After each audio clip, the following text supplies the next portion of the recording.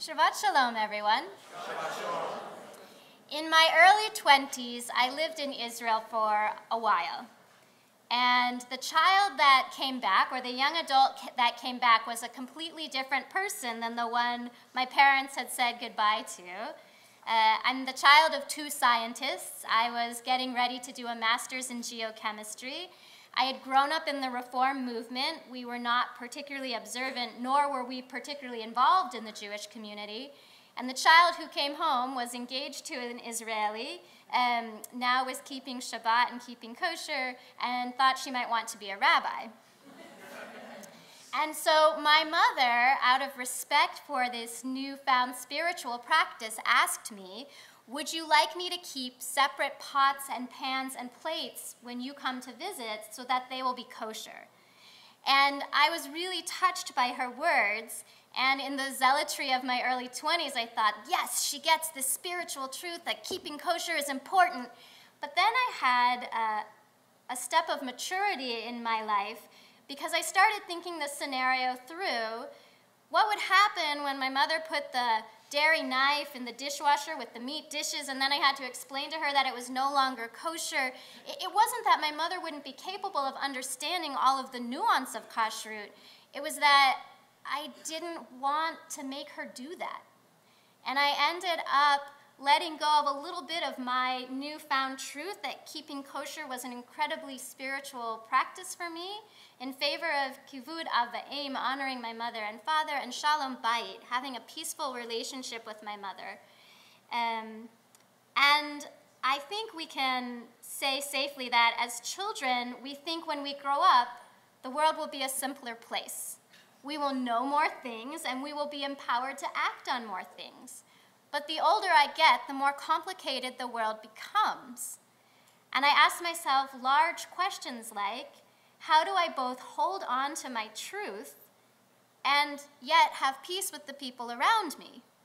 And if we're going to engage in discourse and disagreement, how can I keep that peaceful relationship and yet not back down? And is a culture of argument a healthy culture to be in? Should we even exchange these ideas? And what happens when we finally arrive at the conclusion that Tevye, the milkman, arrives at, right? He says to one man, you're right. He says to another man, you're right. And a third man says, you can't both be right. And he says, you're right also. Right? We live in a world where there are multiple truths. That's something that I am growing into the idea of as I mature. Now, in this week's Parsha, we get a little taste of that. There is the priestly blessing. And one of the blessings that is offered in the priestly blessing is v'chuneka, may God be gracious to you.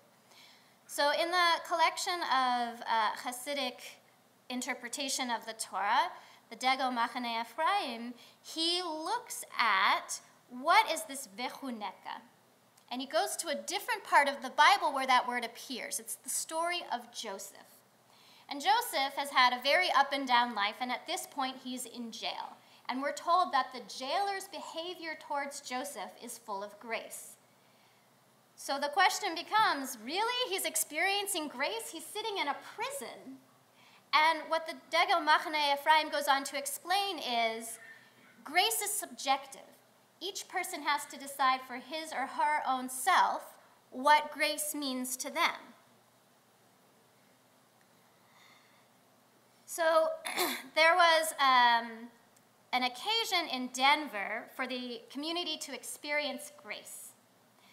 From 1978 until 1983, there was a joint Beit Din. There was not an Orthodox Beit Din and an everyone else Beit Din. There was a joint Beit Din. And the reason this happened is they wanted their members of their community to be able to marry each other. Because until that point, if someone had gone through a conversion process with the Reform movement, the conservative and Orthodox rabbis would say, well, if you'd like to marry one of our members, you have to go through the process again. And they felt like this was creating 2 or 3 communities, not one Jewish community. They, in order to create peace with each other, had to compromise some of their truth, though. So the Reform rabbi agreed to teach kashrut, and Shabbat, things that he had not previously taught to his converts as part of the practice.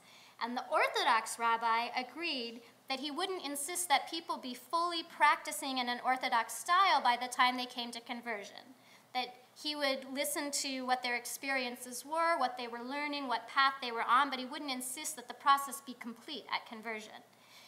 What happened in 1983 was that the Reform movement started to recognize patrilineal descent.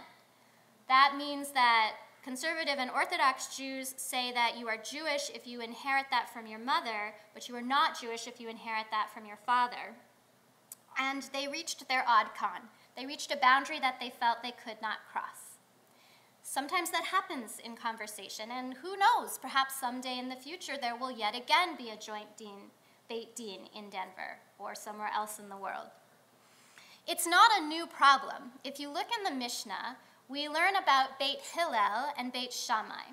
So there was a great teacher, Hillel, and he had his followers. That's the house of Hillel, Beit Hillel, and there was Shammai. He was also a teacher, and he had his followers. And they would fight for truth. We are told in Avot that when we talk about what is a machloket l'shem shemayim, what is an argument for the sake of heaven, it was the arguments that happened between these schools of thought. And the Bartanura, before it was a delicious sweet wine in a blue bottle, it was a commentator on the Mishnah. He has an interesting thing to say about what does it mean to be a machloket l'shem shemayim. He said, through these arguments, the truth would come out. Right? Hillel didn't have it alone. Shammai didn't have it alone. It was through the dialogue between the two of them that truth would emerge. But it was a balanced truth, because one of the things that they argued about was the ability to marry each other's people. They had all sorts of disagreements about the nuance of a bill of divorce, or, you know, if this woman had spent a night at the inn in the same inn as this man, could they now be considered? They disagreed about so many things about marriage, and they would argue about it to try to bring the truth out. But at the end of the day, they looked the other way, and they married each other's people, right? So they were in this tension between their own personal truth and their desire to live in peaceful community. I think that the constant striving is to get to the point where we can understand that truths that seem to disagree with one another coexist. There's another story in Bamidbar Rabbah. And in Bamidbar Rabbah, we hear the story of two students that have spent the day in the Beit Midrash, and they go to another teacher's home that night, and he says, "What did you learn in school today?" And they say, "Oh, you know, great teacher, you are our primary teacher, we drink your water." And he says, "It's very hard for me to imagine that you heard nothing of importance in the Beit Midrash today. What did you hear?" And the students reveal some discomfort. They said, "Well, the sages were arguing. And one sage, his job was to say it's kosher, and the sage across from him was to make other arguments to say it's not kosher. And then the sages next to them, his job was to say that it's pure, and the other's job was to say impure, and one's job was to say permitted, and the other to say not permitted. And they just went back and forth, and we can't understand, how can both of those things be true at once?" And their teacher said, "It's because it comes from the same shepherd." Right? The arguments they're making come from the same source. It is all true. And a story that I like to hear in rabbinical school from my teachers was, it's Friday evening, and it's very close to Shabbat, barely enough time to finish cooking before the sun sets, and there's a knock at the rabbi's door, and there's a very wealthy woman standing there with a chicken. And she says to the rabbi, she points out a small nuance in the chicken. She says, "I'm not sure this chicken is kosher." And the rabbi knows that this woman has the ability to run to the market, get another chicken, and cook her dinner. So he says, "You're right, you're a very pious woman. You should replace the chicken and go home and make your Shabbos dinner."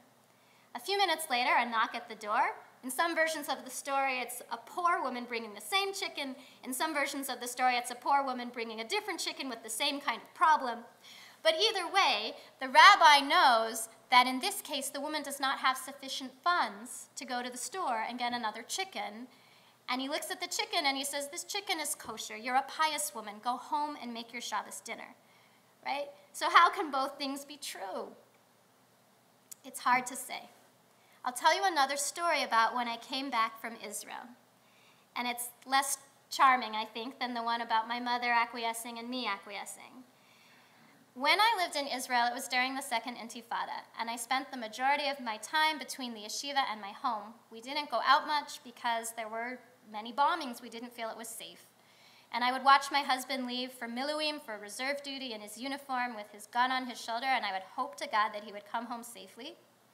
And shortly after we arrived back in the United States, 2 of my friends were killed in the bombing at Hebrew University. And I became very angry by this point.